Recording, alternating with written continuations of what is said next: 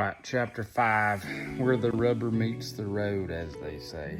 Take inventory of your personal narratives. This is really getting into observing your real life reactions to life and becoming aware of your stories and your narratives. So you need to so the first step is to get out of this realm of trying to act and do and be in accordance with what everyone else thinks, and also get out of your own subjectivity to be honest with yourself about how you're reacting to life. You know, we all want to be good people, so that obviously affects how real we're going to be in this process of writing down our reactions. So for me, you know, that's being honest about my shitty negative attitude.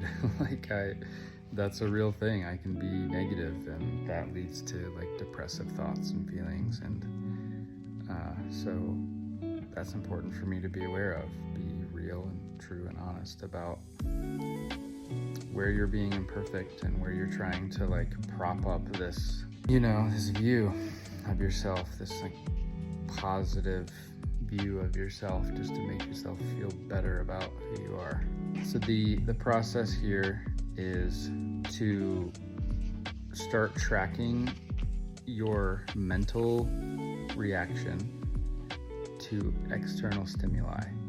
So for example, if someone says something that upsets you, it's kind of like just writing down all your responses to your triggers.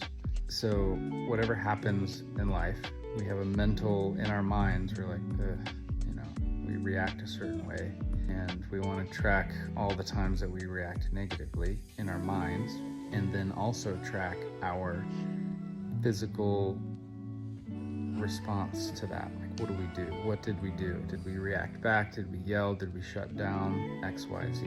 And so you want to do this for 2 to 3 weeks, and then start looking at patterns.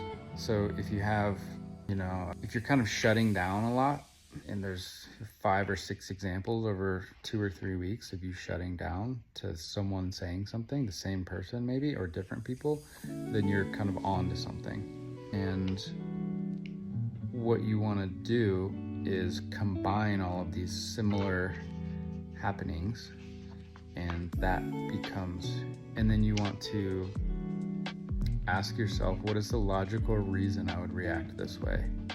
And then the compilation of the answer to that question for all of these grouped responses to life is your story. It's what you're telling yourself. And that brings awareness to the narrative in that situation that you're telling yourself, and how you're perceiving life and why you're reacting that way. That's actually, you know, our minds do this, our subconscious does this to try and keep us safe, of course, based on probably the first time that it happened. And it feels like there's some benefit from reacting this way. It's like, oh, this happened, so this is what I do when this makes me feel this way, this is how I react to make myself feel safe, right? So we feel like there's some benefit, like, oh, okay, I did this, that's how I handled it.